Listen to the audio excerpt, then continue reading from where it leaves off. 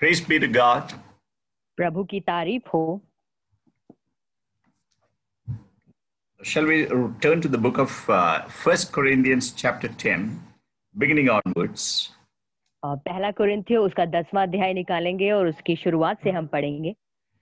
You will read, "For I do not want you to be unaware, brethren, that our fathers were all under the cloud and all passed through the sea, and all were baptized into Moses in the cloud and in the sea." और यहाँ पर पहली आयत में इस प्रकार से लिखा है, हे भाइयों, मैं नहीं चाहता कि तुम इस बात से अनजान रहो कि हमारे सब बाप दादे बादल के नीचे थे और सब के सब समुद्र के बीच से पार हो गए। Okay, shall we bow our heads in prayer? Blessed God, our Father, we commit ourselves unto your loving hands, O God. Have mercy on us, O Father, even as we stand before thy word, the heavenly bread, O God. You may bless us, you may encourage us, Father. You may build us up in the most holy faith, O God, Jesus. Oh, reveal unto us your wonderful truth, O God, Jesus, through the scripture portions that we'll be meditating today. In Jesus' precious name, we pray. Amen. We also read 1 Corinthians 3 and 4, and all ate the same spiritual food, and verse 4, and all drank the spiritual drink, for they were drinking from a spiritual rock which followed them, and the rock was Christ. और इसी अध्याय की तीसरी और चौथी आयत में हम पढ़ते हैं, और सब ने एक ही आत्मिक भोजन किया और सब ने एक ही आत्मिक जल पिया, क्योंकि वो उस आत्मिक चट्टान से पीते थे जो उनके साथ साथ चलती थी, और वह चट्टान मसीह था। Let's also quickly read a few more verses. Nevertheless, with most of them, God was not well pleased, for they were laid low in the wilderness. Now, these things happened as examples for us, that we should not crave evil things as they also craved. Verse 7, and do not be idolaters, as some of them were. As it is written, the people sat down to eat and drink and stood up to play.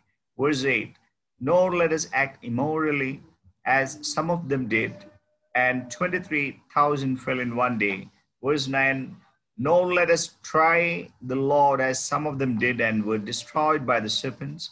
Verse 10, nor grumble as some of them did and were destroyed by the destroyer. Verse 11, for now these things happened to them as an example, that they were written for our instruction, upon whom the ends of the ages have come. Read aloud. और हम पढ़ेंगे उसके बाद 5वीं आयत से लेकर के 11वीं आयत तक, जहाँ पर इस प्रकार से लिखा है, परंतु परमेश्वर उनमें से बहुतों से प्रसन्न ना हुआ, इसलिए कि वे जंगल में ढेर हो गए। 6ठी आयत, ये बातें हमारे लिए दृष्टांत ठहरी कि जैसे उन्होंने लालच किया वैसे हम बुरी वस्तुओं का लालच ना करें। 7वीं आयत, और ना तुम मूर्ति पूजक बनो जैसे कि उनमें से कितने बन गए थे, जैसा लिखा है, लोग खाने पीने बैठे और खेलने कूदने उठे। 8वीं आयत, और ना हम व्यभिचार करें जैसा उनमें से कितनों ने किया और एक दिन में 23,000 मर गए। 9वीं आयत, और ना हम प्रभु को परखें जैसा उनमें से कितनों ने किया और सांपों के द्वारा नष्ट हो गए। 10वीं आयत, और ना तुम कुड़कुड़ाओ जिस रीति से उनमें से कितने कुड़कुड़ाए और नष्ट करने वाले के द्वारा नष्ट किए गए। 11वीं आयत, परंतु ये सब बातें जो उन पर पड़ी दृष्टांत की रीति पर थी, और वे हमारी चेतावनी के लिए जो जगत के अंतिम समय में रहते हैं लिखी गई हैं। So verse 11 is very important. Now these things happened to them as an example, and they were written for our instruction, upon whom the ends of the ages have come. और जो 11वीं आयत है वो सबसे महत्वपूर्ण है, परंतु ये सब बातें जो उन पर पड़ी दृष्टांत की रीति पर थी, और वे हमारी चेतावनी के लिए जो जगत के अंतिम समय में रहते हैं लिखी गई हैं। So who have come to the ends of the age? और इस जगत के अंत तक कौन पहुंचा है? I believe it is not our generation, that means my generation. और मैं ये कहूंगा कि ये मेरी पीढ़ी नहीं है, It is one generation that is below us. लेकिन एक वो पीढ़ी जो हमसे भी नीचे है, That is you all, the young generation. और वो है आपकी पीढ़ी। We usually call you as the Joshua generation. और हम आपको यहोशू का वंश कहते हैं। You know why? क्यों? Because it was not under Moses who they entered the land, but it was under a younger leader, Joshua, they entered the promised land. क्योंकि वे लोग जो थे वो मूसा के अधीन उस प्रतिज्ञा की गई भूमि पर नहीं पहुंचे, लेकिन वो यहोशू जो नौजवान था उसके अधीन होकर प्रतिज्ञा की गई भूमि तक पहुंचे। In that generation, those who were above 20 were only two people. और देखिए 20 से ऊपर जो उस पीढ़ी में लोग थे वो सिर्फ दो ही थे, Only Joshua and Caleb. और सिर्फ यहोशू और Caleb. Rest all were a generation very, very young. और उसके अलावा जितने भी थे वो उससे भी ज्यादा नौजवान थे। So that is why we call the Joshua generation. और इसीलिए हम यहोशू का वंश कहते हैं। Because the others about 20, their bodies fell in the wilderness and they perished. और उसके अलावा जितने भी 20 साल से ऊपर के थे उन सब के जो शरीर है वो जंगल में ही मर के गिर गए। Okay, I don't say that they went to hell. No, they went to heaven, but they were not really that 60 or 100-fold. They were within that 30-fold category. मैं ये नहीं कहता कि वो सब अधोलोक में गए, लेकिन मैं ये कहता हूँ कि वो स्वर्ग में गए, लेकिन वो ऐसे थे जैसे 30% फल लाने वाला कोई व्यक्ति। So today the Lord is working in a mighty way. और इस समय में परमेश्वर बड़े सामर्थ्य रूप से काम कर रहा है। And there is a last generation now taking the reins of God today. और एक अंतिम पीढ़ी है अब जो परमेश्वर की बागडोर संभाल रही है। That is your generation. और वो है आपकी पीढ़ी। Not our generation that is one senior, but it is one's generation that is junior to us. और हमारी पीढ़ी नहीं जो हम बड़े सयाने हैं, लेकिन हमसे नीचे की जो पीढ़ी है वो जो आपकी पीढ़ी है। And all those who are below, all of them are part of this generation. और जो उससे भी नीचे के हैं वो भी इस वंश का हिस्सा हैं। I want to draw your attention to Exodus chapter 17. निर्गमन की पुस्तक उसके 17वें अध्याय पर मैं आपका ध्यान लाना चाहता हूँ। As we keep listening to it, let's sit with a prayerful heart. और देखिए जैसे कि हम इसे सुनते रहते हैं, लेकिन आइए हम प्रार्थना के हृदय के साथ बैठें। We will be meditating the whole chapter. और हम इस पूरे अध्याय के ऊपर मनन करेंगे। Very slowly and carefully. बड़े ध्यान के साथ और बड़े धीरे से। And let's read the first verse. Then all the congregation of the sons of Israel journeyed by stages from the wilderness of Sin according to the command of the Lord and camped at Rephidim. And there was no water for the people to drink. पहली आयत जहाँ पर लिखा है, फिर इजराइलियों की सारी मंडली सीन नामक जंगल से निकली और यहोवा के आज्ञा अनुसार कूच करके रपीदीम में अपने डेरे खड़े किए और वहां उन लोगों को पीने का पानी न मिला। No, we saw the example of the Israelites. They were actually intended to warn us, to serve as a warning for us. और देखिए ये इजराइलियों की जो उदाहरण है ये हमें चेतावनी देती है। And I want to encourage all of us to be very serious with our spiritual walking. और मैं चाहता हूं कि हम में से हर एक जन अपने आत्मिक चाल चलन के लिए बड़ी गंभीरता के साथ सोचे। No, Israel journeyed by stages. और देखिए जो इजरायली थे वो पड़ावों में होकर चले।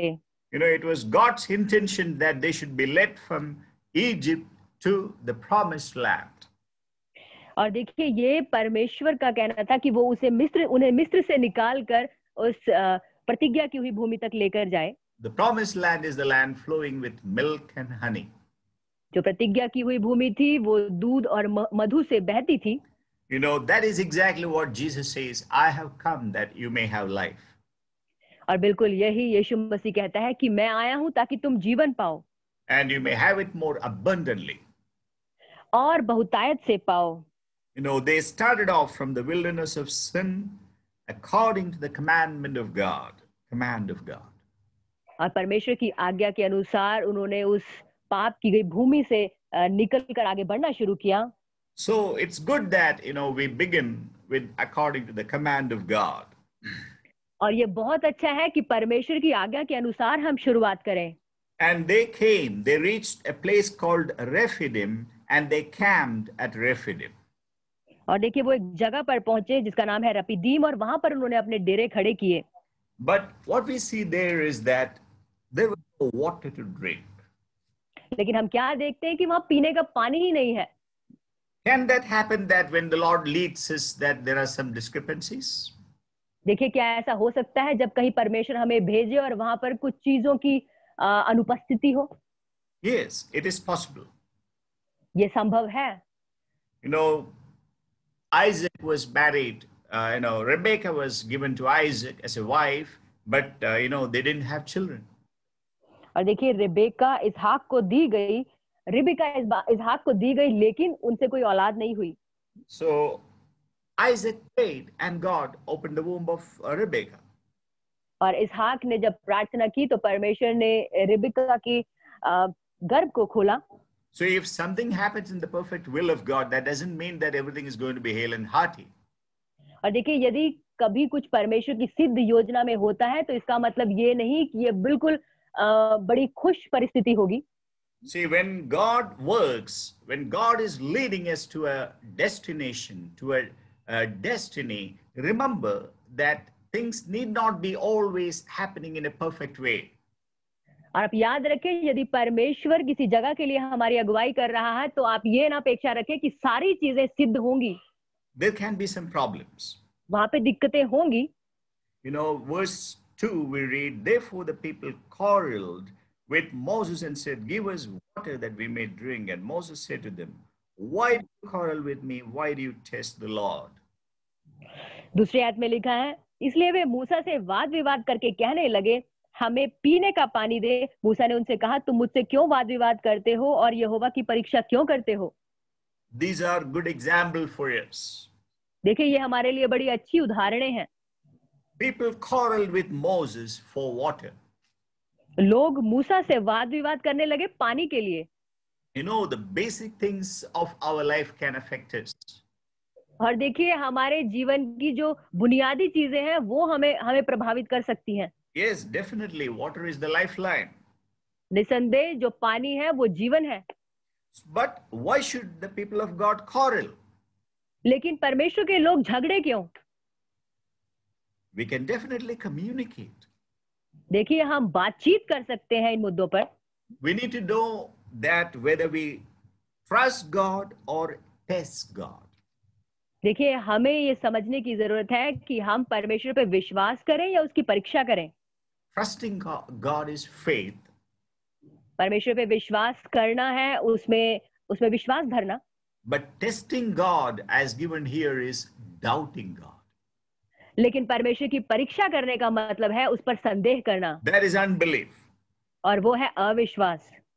And verse 3, but the people thirsted there for water, and they grumbled against Moses and said, why now have you brought us up from Egypt to kill us and our children and our livestock with thirst? तीसरी आयत में लिखा है, फिर वहां लोगों को पानी की प्यास लगी, तब वे यह कहकर मूसा पर बुड़बुड़ाने लगे, तू हमें बाल बच्चों और पशुओं समेत प्यासा मार डालने के लिए मिस्र से क्यों ले आया है? See, it's a truth that the people were thirsty. देखिए, ये सच है, लोग प्यासे थे। But do we see any single soul falling in the wilderness or dying? लेकिन क्या हमने कुछ ऐसा देखा कि कोई भी व्यक्ति प्यास के मारे वहां बेहोश होकर गिर गया हो? Not even a single one fell. कोई एक भी जन ऐसा उसके साथ ऐसा नहीं हुआ। Their confessions were negative. देखिए, उनके जो अंगीकार थे वो बड़े नकारात्मक थे। Verse 4 we read, so Moses cried out to the Lord saying, what shall I do to this people? A little more and they will stone me. चौथी आयत में लिखा, तब मूसा ने यहोवा की दुहाई दी और कहा, इन लोगों के साथ मैं क्या करूं? ये सब मुझ पर पथराव करने को तैयार हैं। When the human beings, particularly the Jewish community, they had a habit of, whenever they dislike people, they pick up stones to kill that person. और देखिए, जो यहूदी समुदाय था उनकी एक आदत थी, यदि वो किसी को नापसंद करते तो वो उस पर पत्थर मारना शुरू कर देते थे। To such an extent that Moses had to cry out to God immediately. और देखिए, इस कदर तक कि मूसा को परमेश्वर की दुहाई देनी पड़ती थी। And verse 5 we read, and the Lord said to Moses, pass before me, before the people, take with you some of the elders and Israel, and take in your hand your staff, with which you struck the Nile, and go. 5वीं आयत में लिखा है, यहोवा ने मूसा से कहा, Israel के वृद्ध लोगों में से कुछ को अपने साथ ले ले और जिस लाठी से तूने नील नदी पर मारा था उसे अपने हाथ में लेकर लोगों को आगे बढ़ चल। So we have a beautiful verse here. देखिए बड़ी सुंदर आयत यहाँ पर है। What we read, the Lord instructed Moses to take the staff with which you struck the Nile. और परमेश्वर क्या हिदायत देता है मूसा को कि वो उस लाठी को ले जिसे उसने नील नदी पर मारा था। What is the significance of River Nile? और देखिए नील नदी किस बात को दर्शाती है। You know, River Nile was the glory of the Egyptians. जो नील नदी थी वो मिस्रियों की महिमा को ठहराती थी। And the Lord said, you know, take that road with which you struck the Nile and go. परमेश्वर ने कहा उस लाठी को ले जिसे तूने नील नदी पर मारा था और बढ़ा चल। We know that the staff indicated the authority of God. और हम जानते हैं कि जो लाठी है वो परमेश्वर के अधिकार को दर्शाती है। When we go, we need to have the staff. देखिए जब हम बढ़े तो हमारे पास वो लाठी होनी चाहिए। And you and I need the staff. You know, what does that mean? और देखिए लाठी इसका मतलब क्या है? You know, the road or the authority of God to conquer the world. लाठी और जो अधिकार को दर्शाती है वो इस संसार पर जयवंत होने के लिए है। You know, Moses was asked, you know, like he had used that road on the river Nile. You know, that is the glory of Egypt, or in other words, we can say the glory of the world. मूसा को उसी लाठी के साथ नील नदी पर मारने के लिए कहा गया। क्यों? क्योंकि वो नील नदी जो थी वो मिस्र की महिमा की थी, और हम दूसरे शब्दों में कह सकते हैं कि वो संसार की महिमा को दर्शाती थी। And when you go against the glory of this world, we really need the authority of God. जब आप इस संसार की महिमा के विरोध में उतरते हैं तो आपको परमेश्वर के अधिकार, उसकी लाठी की जरूरत होती है। In Matthew 28, Jesus says, all authority has been given unto me in heaven and on earth. मत्ती 28 में यीशु इस प्रकार से कहता है कि स्वर्ग और पृथ्वी के सारे अधिकार मुझे दिए गए हैं। Therefore, go. कहता है इसीलिए जाओ। You know, the similar meaning can be seen in verse 5 of Exodus 17. और हम इसी निर्गमन की पुस्तक 17वें अध्याय की 5वीं आयत में देख सकते हैं। The similar meaning. बिल्कुल यही अर्थ हम इस आयत 5वीं में देख सकते हैं। You know, we all go, you know, this every Saturday, every week, every Saturday we go all over the nations. और देखिए हर शनिवार हम पूरे राष्ट्रों में सारे राष्ट्रों में होकर गुजरते हैं। How should we go? हमें कैसे जाना चाहिए? You know, we need to be very careful actually. We need to always go. We do that ministry in the power and authority of the Lord Jesus Christ. देखिए हम बड़े ध्यान के साथ चलें और हम ये सेवकाई परमेश्वर की सामर्थ और उसकी उपस्थिति में होकर करें। Okay, verse 6, behold, I will stand before you there on the rock at Horeb, and you shall strike the rock, and water will come out of it, that the people may drink. And Moses did so in the sight of the elders of Israel. 6ठी आयत जहां पर लिखा है, देख मैं तेरे आगे चलकर होरेब पहाड़ की एक चट्टान पर खड़ा रहूंगा और तू उस चट्टान पर मारना, तब उसमें से पानी निकलेगा जिससे ये लोग पिए। तब मूसा ने इजराइल के वृद्ध लोगों के देखते वैसा ही किया। You know, we have many beautiful spiritual lessons to be learned here. और इस आयत में बड़े खूबसूरत आत्मिक सबक हम सीख सकते हैं। The Lord standing on a rock at Horeb.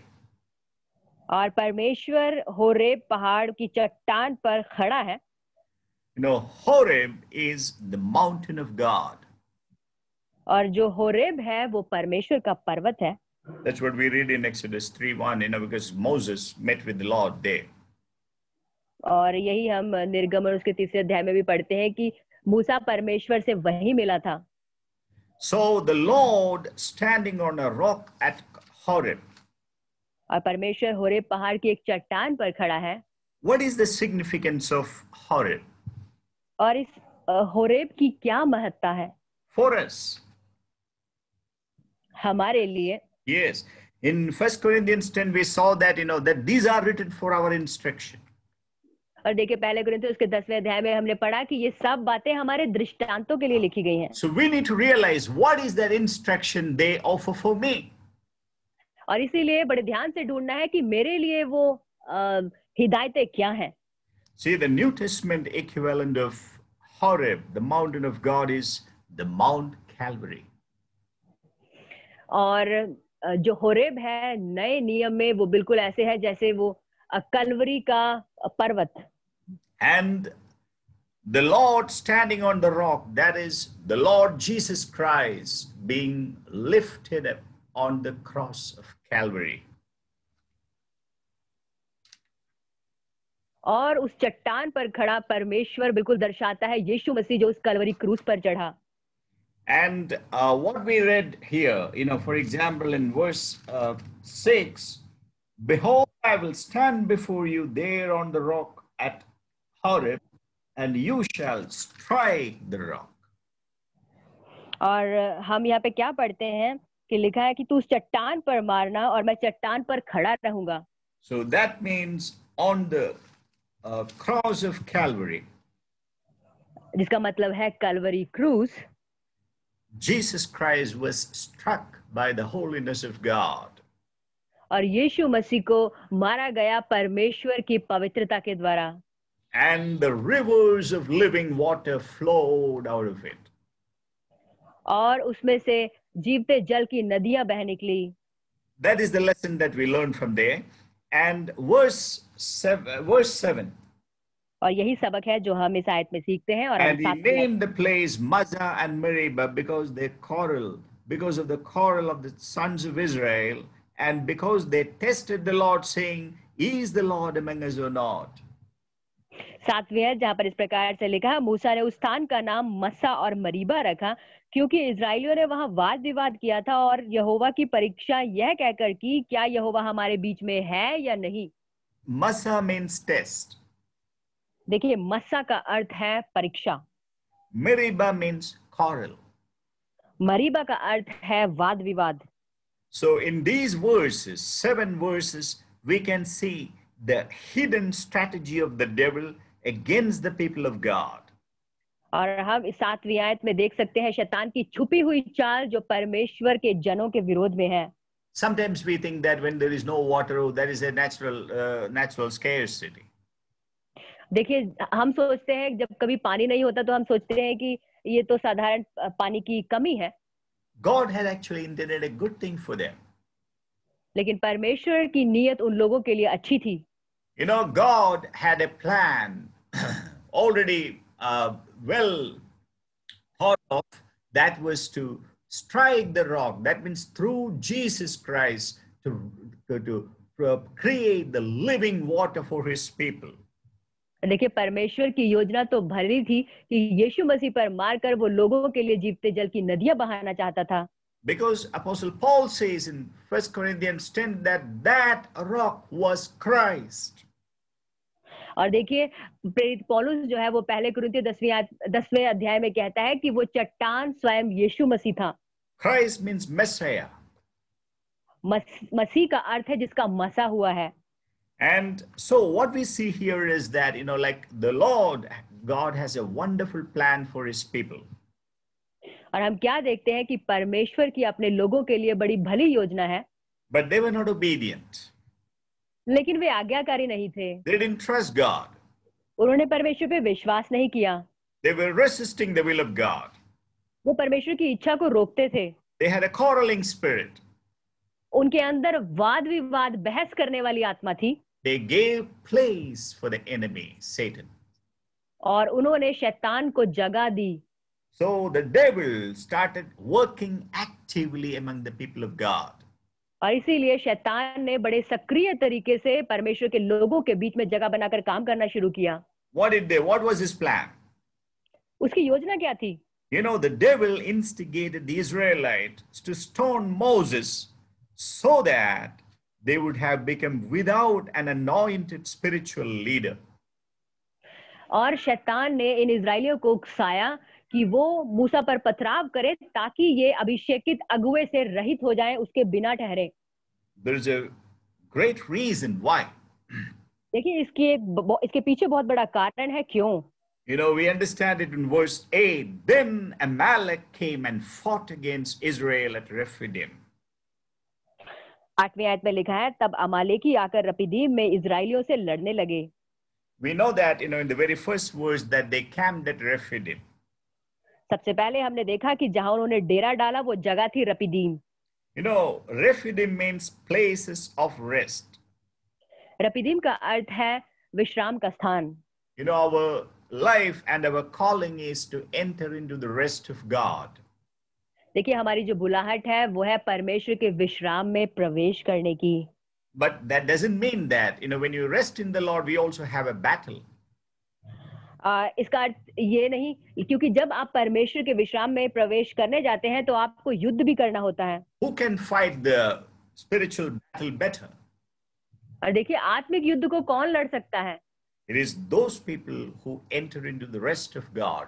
They are the best ones to fight the spiritual battle.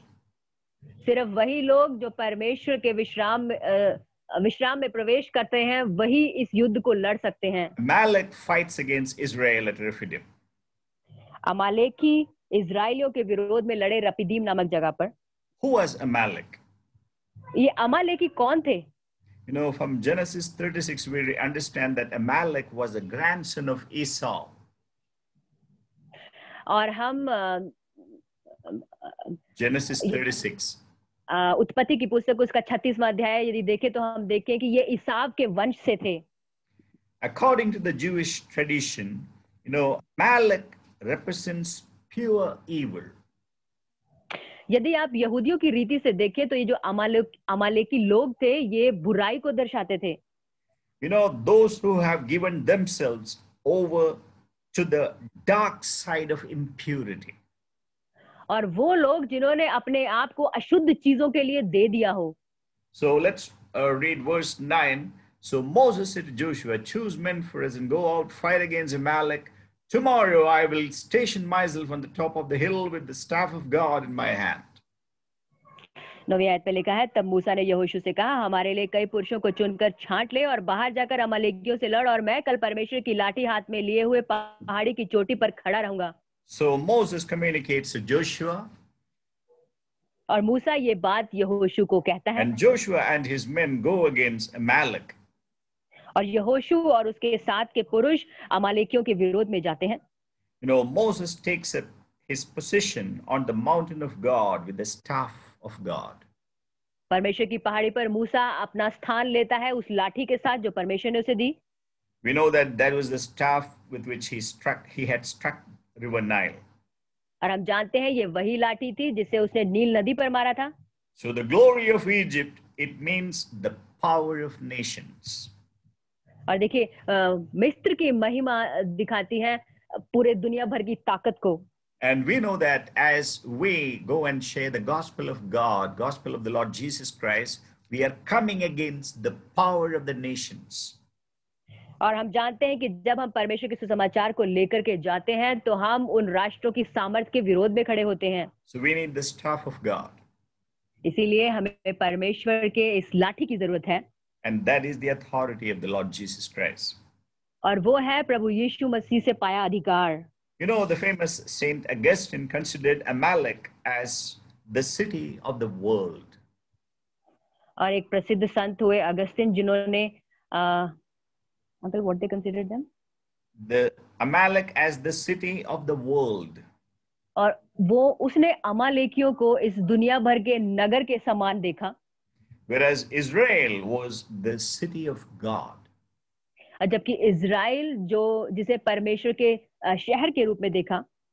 And we read in verse 10, so Joshua did as Moses told him and fought against Amalek. Moses, Aaron and Hur went up to the top of the hill. 10वीं आयत में लिखा है, मूसा की इस आज्ञा के अनुसार यहोशू अमालेकियों से लड़ने लगा और मूसा, हारून और हूर पहाड़ी की चोटी पर चढ़ गए। So Joshua obeyed Moses and fought against Amalek. यहोशू ने मूसा की आज्ञा मानकर अमालेकियों के विरोध में लड़ना शुरू किया। At the same time, Moses, Aaron, and Hur went up to the top of the hill. और इसी समय मूसा, हारून और हूर भी पहाड़ी की चोटी पर चढ़ गए। We know Moses and Aaron, हम जानते हैं मूसा और हारून, but there is also an unknown person called Hur. लेकिन एक और व्यक्ति, अनजान व्यक्ति यहाँ पर है जिसका नाम हूर है। Hur means splendor or beauty. हूर का मतलब है शान, सुंदरता। Let's read verse 11. So it came about when Moses held his hand up that Israel prevailed, and when he let his hand down, Amalek prevailed. 11वीं आयत में लिखा है, जब तक मूसा अपना हाथ उठाए रहता तब तक तो इजराइल प्रबल होता था, परंतु जब जब वह उसे नीचे करता तब तक अमालेक प्रबल होता था। What is the meaning of Moses holding his hand up? मूसा अपने हाथ को ऊपर की ओर उठाए, इसका अर्थ क्या है? I believe it means lifting up Jesus Christ and his cross. और मेरा मानना है कि यह है यीशु मसीह और उसके क्रूस को ऊंचे पर उठाना। You know, in our battle against the enemy, how can we defeat him? That is by raising up the banner of the Lord Jesus Christ and his cross. और देखिए, शैतान के विरुद्ध इस जंग को कैसे जीता जाए, वो है हमारे प्रभु यीशु मसीह और उसके जीत के झंडे को ऊपर की ओर उठाते हुए। And what is the significance? What is the importance of Moses and others rising to the hilltop? और मूसा और उसके जो साथी थे, अब वो पहाड़ की चोटी पर चढ़े हैं, इसका अर्थ क्या है? No, it has a beautiful meaning. इसका बहुत सुंदर अर्थ है। Joshua went down to fight against the Amalekites. यहोशू नीचे जाता है अमालेकियों से लड़ने के लिए। No, that is Joshua claiming the authority of Jesus on earth. और वो है यहोशू पृथ्वी पर रहते हुए परमेश्वर के अधिकार को मांगता है। You know, Jesus has got authority over two realms. और देखिए, यीशु मसीह के पास दो तरह के जगत पर अधिकार है। He has all authority over earth. उसके पास सारे अधिकार हैं इस पृथ्वी पर के, and all authority in heaven too. और स्वर्ग के सारे अधिकार भी उसके पास हैं। So Moses, Aaron, and Hur claims the authority of Jesus in the heavenlies. मूसा, हारून और हूर स्वर्ग में परमेश्वर के अधिकार को मांगते हैं। And verse 12. और 12वीं आयत, and Moses' hands were heavy, and then they took a stone and put it under him and sat on it. Aaron and Hur supported his hands, one on one side and one on the other. Thus his hands were steady until the sun set. 12वीं आयत जहां पर लिखा है, पर जब मूसा के हाथ भर गए तब उन्होंने एक पत्थर लेकर मूसा के नीचे रख दिया और वह उस पर बैठ गया, और हारून और हूर एक एक अलंग में उसके हाथों को संभाले रहे और उसके हाथ सूर्यास्त तक स्थिर रहे। We have a beautiful picture here. बड़ी खूबसूरत तस्वीर हम यहाँ देखते हैं। What is the meaning of Moses' hands becoming heavy? मूसा के हाथों का भारे होने का क्या अर्थ है? When we engage in spiritual battle, देखिए, जब हम आत्मिक युद्ध में जुड़ते हैं, there can be a stress and strain that we will have to face. और वहां पे परिश्रम और संघर्ष हो सकते हैं जिसका सामना हमें करना पड़ता है। And you know, in 1 Timothy 2:8 we read, you know, is I desire then, okay, this is 1 Timothy 2:8, I desire then that in every place the men should pray, lifting holy hands without anger or quarreling. पहला तिमुथियुस उसका 2 अध्याय और 8वीं आयत जहां पर लिखा, इसलिए मैं चाहता हूं कि हर जगह पुरुष बिना क्रोध और विवाद के पवित्र हाथों को उठाकर प्रार्थना किया करें। We saw that the Israelites were full of anger and they were ready to quarrel even with Moses. और हम जानते हैं कि इजरायली क्रोध से भरे हुए थे और वो मूसा से वाद विवाद कर रहे थे। If we learn a lesson, you know, that should be the last thing that we do here. देखिए, यदि हमें कोई सबक सीखना है तो ये वो अंतिम चीज है जो हमें करनी है। So lifting holy hands means prayer. पवित्र हाथों को उठाने का अर्थ है प्रार्थना करना। As Moses lifted up his hands, we need to pray. The church has to pray. जब मूसा ने अपने हाथों को उठाया, जिसका मतलब है प्रार्थना करना, और कलीसिया मिलकर प्रार्थना करे। Why? क्यों? Because there is a Joshua generation facing and fighting the Amalekites, the enemy. क्योंकि यहोशू का वंश है जो अमालेकियों का सामना कर रहा है। Prayer should come from the burden that is in our heart. और देखिए, वो प्रार्थना हमारे हृदय के बोझ से निकलनी चाहिए। There are thousands and thousands of servants of God, like Joshua, fighting the enemy today. और देखिए, जैसे यहोशू आज दुश्मनों का सामना कर रहा है, ऐसे ही हजारों परमेश्वर के दास हैं जो जो ये कर रहे हैं। Do we pray for them? क्या हम उनके लिए प्रार्थना करते हैं? In Psalm 134 verse 2 we read, lift up your hands to the holy place and bless the Lord. भजन संहिता उसका 134 अध्याय दूसरी आयत में हम पढ़ते हैं कि अपने हाथों को पवित्र जगह की ओर उठाओ और प्रार्थना करो। So lifting up the hands means moving up heavenward. और देखिए, अपने हाथों को उठाने का अर्थ है कि स्वर्ग की ओर बढ़ना। That is the spirit of prayer. वो है प्रार्थना की आत्मा। Now we rise up to the heavenlies in prayer. और देखिए, प्रार्थनाओं में हम स्वर्ग की ओर उठते हैं। And the hands coming down, that shows descending earthward movement. और हाथों का नीचे आना दिखाता है पृथ्वी की ओर हमारा आना। And Aaron and Hur, brought a stone and made Moses sit on it. हारून और हूर जो थे वो एक बड़ा पत्थर लाए और उन्होंने मूसा को उस पर बिठा दिया। This is resting in the Lord Jesus Christ. और ये है प्रभु यीशु मसीह में विश्राम।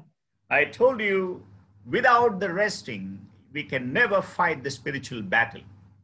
और मैंने आपसे कहा कि विश्राम के बिना हम आत्मिक युद्ध कभी नहीं कर सकते। So the easiest thing the enemy can do is that, upset your spiritual rest. और देखिए, जो सबसे आसान चीज शैतान कर सकता है वो ये कि आपके आत्मिक विश्राम में वो गड़बड़ी मचा दे। It can be through a husband, it can be through a wife, it can be through a child, or whatever it is. The enemy will try to upset our spiritual rest. हो सकता है ये किसी पति के माध्यम से हो, या पत्नी, या उसके बच्चों के, हो सकता है उसके आत्मिक विश्राम में वो खलबली मचाए। I want to encourage all the saints today. Let us enter into his rest and enjoy the rest. और मैं हर एक संत से आज कहूंगा कि हम उसके विश्राम में प्रवेश करें और उसमें आनंदित रहें। Let's move upward, heavenward. और हम ऊपर की ओर, स्वर्ग की ओर बढ़ें। If you be risen with Christ, then desire the things that are above. यदि आप मसीह के साथ जिलाए गए हैं तो स्वर्गीय चीजों की अपेक्षा करें। Colossians 3:1. Okay.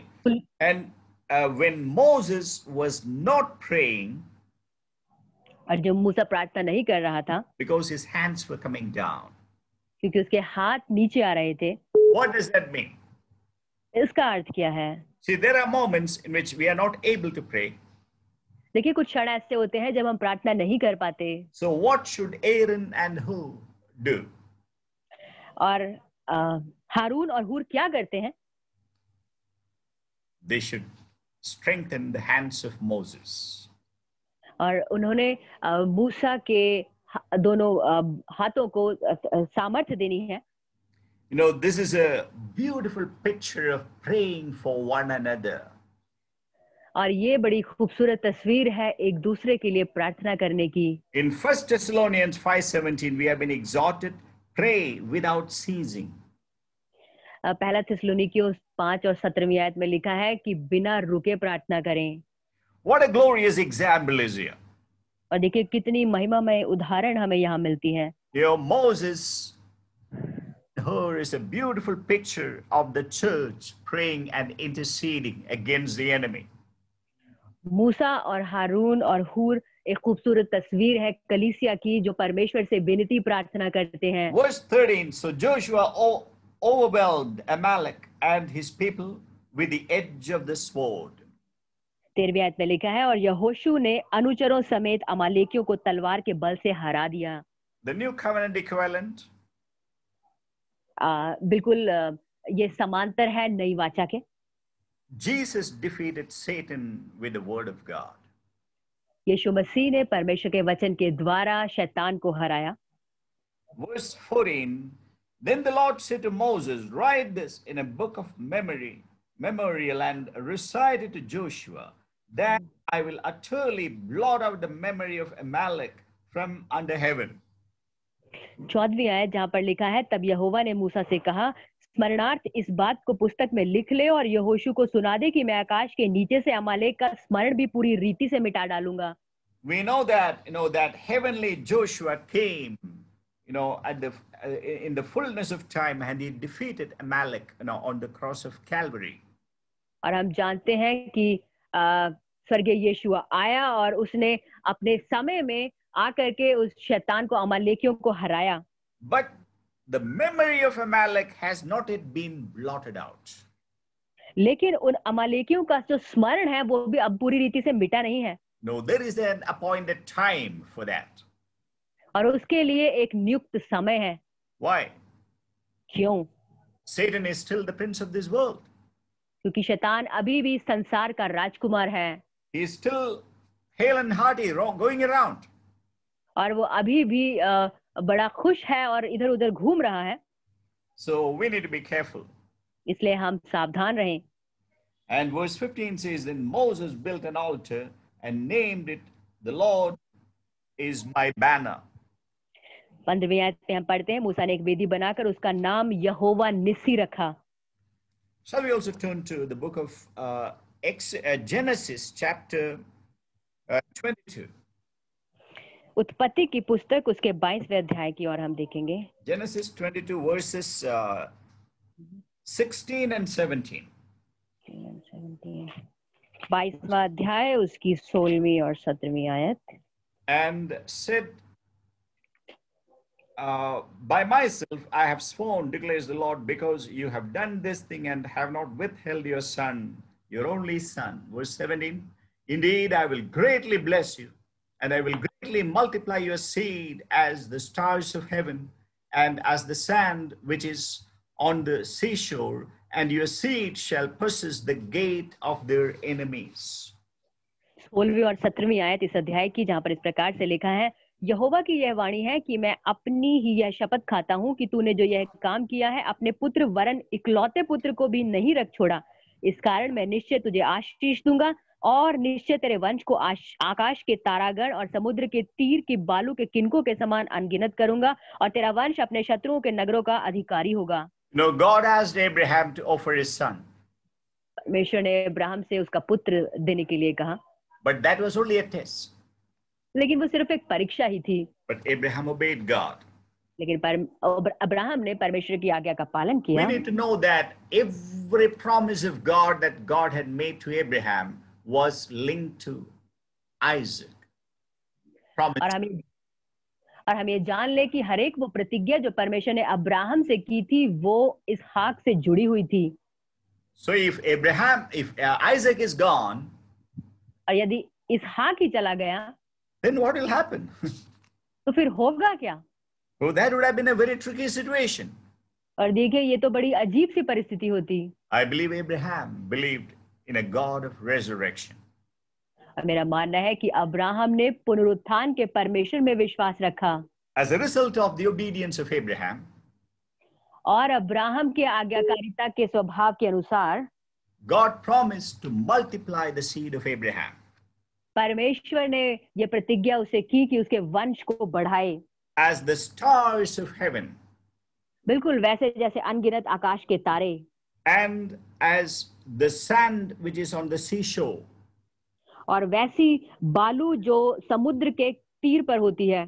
What is the stars of heaven? और देखिए ये आकाश के तारागण क्या हैं? A people with the heavenly authority of the Lord Jesus Christ.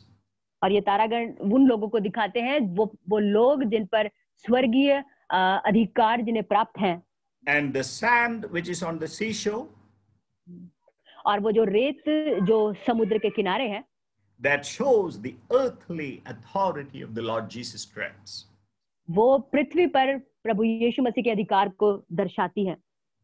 And let's also read verse 16. And said, this is 16 of verse Exodus, okay? Okay. uh, Chapter 17, verse 16. And he said, the Lord has sworn, and the Lord will have war against Amalek from generation to generation. निर्गमन की पुस्तक 17वां अध्याय 16वीं आयत, जहां पर लिखा है, और कहा, यहोवा ने शपथ खाई है कि यहोवा अमालेकियों से पीढ़ियों तक लड़ाई करता रहेगा. You know, the Lord has sworn something serious, that is war against Amalek. देखिए, परमेश्वर ने यहाँ पर बड़ी गंभीर शपथ ली है, और वो जो युद्ध है वो अमालेकियों के विरुद्ध में है. If we look at the children of Israel, Amalek was the first one to fight against them. और देखिए, यदि हम इजराइल की संतानों को देखें तो हम देखेंगे अमालेकी जो थे वो सबसे पहले हुए जो इजराइल की संतानों के विरोध में लड़े. And it was Joshua who led the first battle against Amalek.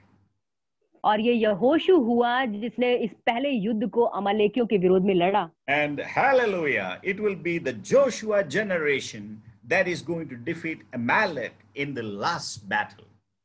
Hallelujah, ये यहोशू का वंश होने जा रहा है जो इस अंतिम युद्ध को अगुवाई करेगा. You know, Amalek represents the satanic forces in the heavenly realm. और जो अमालेकी है वो स्वर्ग में अंधकार के ताकतों को दिखाती हैं. Are you getting excited, Joshua generation? और यहोशू की पीढ़ी, क्या आप उत्साहित हुए? You know, we are worried about sharing a word or two. Uncle, can you say that again? Yeah, we are worried about sharing a word or two. और हम चिंतित हैं एक आध शब्द बांटने के लिए. Because, you know, sometimes they ask you to share the word, you know, you think, oh, that's a problem. क्योंकि कई बार जब मैं आपसे वचन बांटने के लिए कहता हूं तो आपको लगता है कि ये दिक्कत है. And yeah, I've already promised somebody that I'll give you some tips how to share the word of God. और मैंने वायदा किया किसी से कि मैं आपको बताऊंगा कि कैसे परमेश्वर का वचन बांटना है. So let's rejoice. तो आप आनंदित हो, Be encouraged. आप प्रोत्साहित हो. But you are going to do much more than sharing the word. लेकिन आप तो इस वचन के बांटने से भी बड़े काम करेंगे. Let's turn to the book of Revelation chapter 12. प्रकाशित वाक्य उसका 12वां अध्याय निकालेंगे. Let's read 3, 4 and 5 verse. 12वां अध्याय उसकी 3, 4 और 5वीं आयत. And another sign appeared in heaven, and behold, a great red dragon having 7 heads and 10 horns, and on his heads were 7 diadems, and his tail swept away a third of the stars of heaven and threw them to the earth. And the dragon stood there before the woman who was about to give birth, so that when she gave birth, he might devour her child. And she gave birth to a son, a male child, who is to rule all the nations with a rod of iron. And her child was caught up to God and to his throne. तीसरी आयत जहाँ पर लिखा है, एक और चिन्ह स्वर्ग में दिखाई दिया, और देखो एक बड़ा लाल अजगर था जिसके 7 सिर और 10 सींग थे, और उसके सरों पर 7 राजमुकुट थे. चौथी आयत, उसकी पूंछ ने आकाश के तारों की 1/3 को खींचकर पृथ्वी पर डाल दिया. वह अजगर उस स्त्री के सामने जो जच्चा थी खड़ा हुआ कि जब वह बच्चा जने तो उसके बच्चे को निगल जाए. 5वीं आयत, वह बेटा जनी जो लोहे का दंड लिए हुए सब जातियों पर राज्य करने पर था, और वह बच्चा एकाएक परमेश्वर के पास और उसके सिंहासन के पास उठाकर पहुंचा दिया गया. So we know that the red dragon is Satan. हम जानते हैं कि ये जो लाल अजगर है ये शैतान है. And the woman, the popular interpretation is it is Israel. और स्त्री जिसे कि कहा जाता है वो इजराइल की तस्वीर है. And through her, Christ comes. और उसके द्वारा मसीह आता है. And it is true. I fully agree with that. Actually, that's a right interpretation. The woman can definitely represent Israel and the son Christ who is born through her. और मैं इस अनुवाद से सहमति जताता हूँ कि ये स्त्री जो है ये मसीह हो सकती है. And whatever is true of Israel is spiritually true of the church. देखिए, जो कुछ भी इजराइल के बारे में सत्य है वो कलीसिया के बारे में भी सत्य है. So a word can have multiple interpretations in the right standing. और एक वचन के कई अनुवाद हो सकते हैं. So this woman can also be the church. और ये जो स्त्री है ये कलीसिया भी हो सकती है. And we know that, you know, Jesus came and he was taken up to the throne of God. हम जानते हैं कि यीशु मसीह आया और वो परमेश्वर के सिंहासन तक ले जाया गया. So that was fine. He defeated Satan. ये सही है, उसने शैतान को परास्त किया। But we need to know that even after 2000 years of the ministry of Jesus, Satan and the demonic forces are still in the second heavens. लेकिन फिर भी हमें जानने की जरूरत है, अभी भी 2000 साल बीत जाने के बाद शैतान और उसके सारे अंधकार के दूत दूसरे स्वर्ग में घूमते हैं। That means this child that was caught up, the verse we read it, like it is in chapter verse 4, we read that, and his tail swept away a third of the stars of heaven and threw them to the earth. और जैसे कि हम चौथी आयत में पढ़ते हैं, लिखा है उसकी पूंछ ने आकाश के तारों की एक तिहाई को खींचकर पृथ्वी पर डाल दिया। There is a usual interpretation that is, Satan took almost one third of the angelic host along with him. और देखिए, एक सामान्य अनुवाद है कि शैतान जब आया तो वो अपने साथ वो सारे स्वर्गदूतों की एक तिहाई लेकर के आया। That is true. ये सत्य है। I agree with it. मैं इससे सहमति जताता हूँ। But we also saw God promising Abraham, his son shall be like the stars of heaven. लेकिन हमने ये भी देखा कि परमेश्वर ने अब्राहम के साथ ये वाचा की कि उसके जो वंश होंगे वो आकाश के तारागणों के समान होंगे। And we know that this Daniel saying, they that are wise, they shall shine like stars. और हम दानियल की पुस्तक में देखते हैं कि वे जो बुद्धिमान है वो स्वर्ग में आकाश में तारों की तरह चमकेंगे। So remember, those righteous people are like stars. देखिए, जो धर्मी लोग हैं वो तारों के समान हैं। So this Revelation 12 is definitely, pointing to the facts that are going to happen to the fag end of the timetable of God. और इसीलिए प्रकाशित वाक्य की ये जो पुस्तक बात बता रही है, ये बिल्कुल इस दुनिया के अंत में होगा। So the interpretation that this child is Jesus is less tenable. और इसीलिए कि ये जो बालक है ये यीशु मसीह है, ये विश्वास योग्य है। कम yes.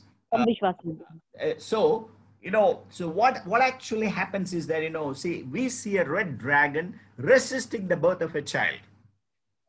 हम देखते हैं कि एक अजगर जो है जो बच्चे के पैदा होने को रोक रहा है। And for which, he did something actually. He already, threw about 1/3 of the stars of heaven. और उसने क्या किया कि हम देखते हैं उसने आकाश के तारों की एक तिहाई को गिरा दिया। So what was his intention? उसकी नियत क्या थी? His intention was to weaken the church. और उसकी नियत थी कि वो कलीसिया को कमजोर करे। Exactly like Amalek came to attack Israel, that was to weaken the people of God. बिल्कुल वैसे ही जैसे अमालेकी आए इजराइलियों को, परमेश्वर की संतान को कमजोर करने के लिए। In a time when there was no water. और देखिए, समय ऐसा भी था जब पानी नहीं था। The water shows the word of God.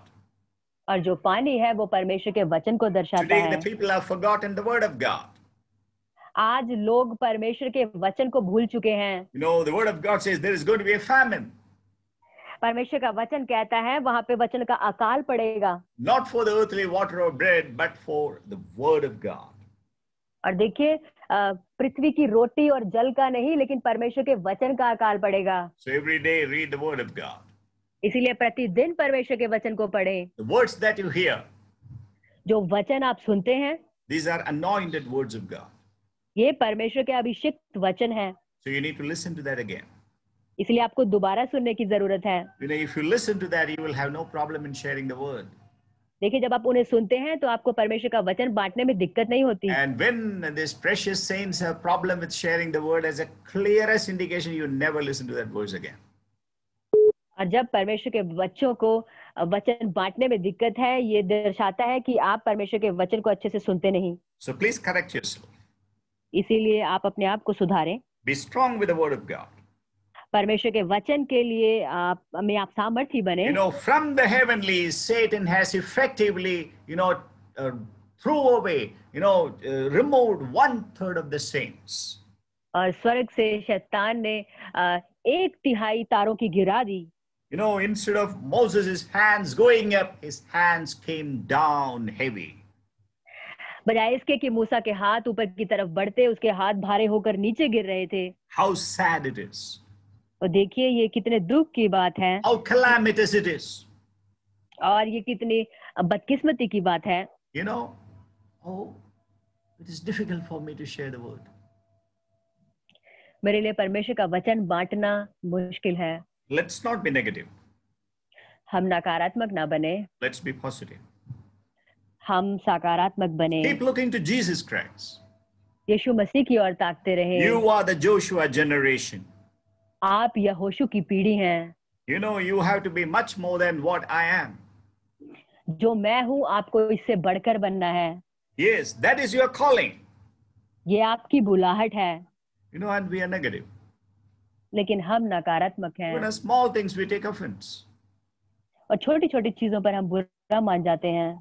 And I want to encourage you that, you know, the dragon was waiting before the woman. और मैं आपको प्रोत्साहित करना चाहता हूं कि जो अजगर था वो स्त्री के आगे प्रतीक्षा कर रहा था। He had only one purpose. उसका सिर्फ एक ही मकसद था। That is to prevent a child from being born, a male child from being born. और वो था उस बालक पुरुष के पैदा होने को रोकना। And so who is this male child? Fast, don't be ये बालक पुरुष कौन था? See, this child is, you know, it is like that, the first fruit. You know, it is like Jesus is taught as, you know, he's a firstborn among the many brethren. You know, along with Jesus, God is going to raise up a company of mature saints in the last days. अब बिल्कुल जैसे वचन यीशु मसीह को बताता है बहुतों में पहलौठा, बिल्कुल वैसे ही परमेश्वर के सयाने लोगों की जो संगति है वो खड़ी होगी। No, that remnant is called a son. और देखिए वो जो बचे हुए हैं वो पुत्र कहलाता है। Because they will be very much like the Lord Jesus Christ. क्योंकि वो बिल्कुल यीशु के समान होंगे। No, they are like those, you know, that Hebrews 12, we read, you know, like 23 onwards, you know, the spirits of just men made perfect. और बिल्कुल जैसे इब्रानियों में हम पढ़ते हैं कि सिद्ध व्यक्तियों की आत्माओं को सिद्ध बनाना। So there is a maturing of the sons of God in this hour. और इस समय में परमेश्वर के संतों का सिद्ध होना है। And she gave birth. That means church gave birth to these mature sons. इसका मतलब है कलीसिया ने इस सयाने बालक को जन्मा। You know, Satan senses it. देखिए शैतान को इस बात का अनुभव हो गया। He knows that the sons of God are to be born. उसको पता लग गया कि परमेश्वर की संतान अब पैदा होगी। Who are going to completely reverse the table against him. और बिल्कुल वो मेज को विपरीत पलट देगी। And she gave birth. और उसने बच्चा जना। Dragon thought of killing the child. अजगर ने सोचा कि वो उस बालक को मार दे। But the child was immediately caught up to God and to his throne. और वो बालक जो था परमेश्वर उसके सिंहासन पर पहुंचा दिया गया। That is what I said, you know, maturing. As Revelation 3:20, what we read, Jesus says, "He who overcomes, I will make him sit on my throne." और बिल्कुल जैसे कि परमेश्वर के वचन में लिखा है, जो जय पाए उसे मैं अपने सिंहासन के में बिठाऊंगा। No, this is actually not the maturing, you know, what we have, you know, we all will have, you know, at the coming of Jesus Christ. और देखिए ये जो सयानापन है ये वो नहीं है जो हम यीशु मसीह के आगमन पर हमारे जीवन में होगा। When Jesus comes, we will be changed into his image.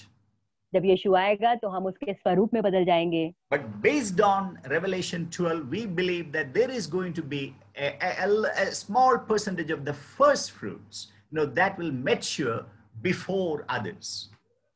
और लेकिन प्रकाशित वाक्य 12वें अध्याय के अनुसार हम देख सकते हैं कि एक छोटी सी परसेंटेज होगी उन लोगों की जो सयाने होंगे। That is what I call the Joshua generation. और उसी को मैं यहोशू की पीढ़ी कहता हूँ। Remember, when I say Joshua generation, you know, I am really encouraged. I am really excited. देखिए जब मैं कहता हूँ यहोशू की पीढ़ी तो मैं वाकई में प्रोत्साहित हूँ। They will always behave like Jesus. वो हमेशा यीशु के समान व्यवहार करेंगे। They will have nothing negative. उनमें कुछ भी नकारात्मक नहीं होगा। So if you want to be part of that Joshua generation, इसलिए यदि आप उस यहोशू की पीढ़ी का हिस्सा होना चाहते हैं, got to be different. आपको अलग बनना है। And once that child is, you know, caught up to heavenlies, और एक बार जब वो बालक स्वर्ग में पहुंचा दिया जाएगा, you know, I'll tell you, this is different from Jesus, because read verse 7. और मैं आपको बताता हूँ ये यीशु से बिल्कुल अलग है। आप 7वीं आयत पढ़ लें। And there was war in heaven, Michael and his angels waging war with the dragon, and the dragon and his angels waged war, and they were not strong enough, and there was no longer a place found for them in heaven. 7वीं आयत पे लिखा है, फिर स्वर्ग में लड़ाई हुई, मिकाइल और उसके स्वर्गदूत अजगर से लड़ने को निकले और अजगर और उसके दूत उससे लड़े। 8 also. 8वीं आयत भी। Yeah, read it. I have already read it. 8वीं आयत जहाँ पर लिखा है, परंतु प्रबल न हुए और स्वर्ग में उनके लिए फिर जगह न रही। And you know, this didn't happen when after the crucifixion of Jesus. This didn't happen. देखिए, यीशु मसीह के सूली पर चढ़ाए जाने के बाद ये चीज नहीं हुई। That's why I said this child is different from Jesus. इसलिए मैंने कहा कि ये जो बालक है ये यीशु मसीह से अलग है।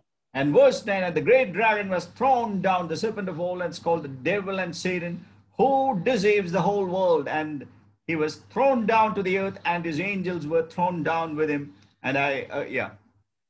9वीं आयत जहाँ पर लिखा है, तब वह बड़ा अजगर अर्थात वही पुराना सांप जो इब्लिस और शैतान कहलाता है और सारे संसार का भरमाने वाला है, पृथ्वी पर गिरा दिया गया। And verse 10, and I heard a loud voice in heaven saying, now the salvation and the power and the kingdom of our God and the authority of his Christ have come. For the accused of our brethren has been thrown down, who accused them before our God day and night. और फिर मैंने स्वर्ग से यह बड़ा शब्द आते सुना कि हमारे भाइयों पर दोष लगाने वाला जो रात दिन हमारे परमेश्वर के सामने उन पर दोष लगाया करता था, गिरा दिया गया है। See, 2000 years ago, the world saw one Jesus Christ. 2000 साल पहले पूरे विश्व ने एक यीशु मसीह को देखा। But in this last hour, लेकिन इस अंतिम क्षण में God is going to create a number of Jesus Christ, you know, who are so much like his image and likeness. यीशु मसीह परमेश्वर बहुत सारे यीशु मसीह को पैदा करेगा जो बिल्कुल उसके स्वरूप में, उसके स्वभाव में होंगे। And just like, you know, Moses and company, you know, possessed the heavenlies to help Joshua. और बिल्कुल वैसे ही मूसा और उसके सहायक जिन्होंने यहोशू की सहायता की, by possessing the heavenlies. और उस स्वर्ग पर अधिकार जताते हुए, you know, today this man-child company is going to possess and dominate the heavenlies. और बिल्कुल वैसे ही अब ये बालक जनने वाली जो संगति है ये भी स्वर्ग में अपने उस अधिकार को दर्शाएगी। And once we possess the heavenlies, और एक बार जब हम स्वर्गीय चीजों पर अपना अधिकार ले लेंगे, dominate the heavenlies, और स्वर्गीय चीजों पर अधिकार लेंगे, Satan and the demonic forces will be kicked out from there. शैतान और अंधकार की सारी ताकतें वहां से निकाल फेंकी जाएंगी। So when the mature sons occupy the heavenlies, Amalek will be defeated. और देखिए जब सयाने बालक जो हैं वो अपनी जगह ले लेंगे, स्वर्गीय स्थानों में पहुंचेंगे तो अमालेकी हार जाएंगे। Satan will no longer be seen in the heavenlies again. शैतान उस स्वर्गीय स्थानों में और न दिखेगा।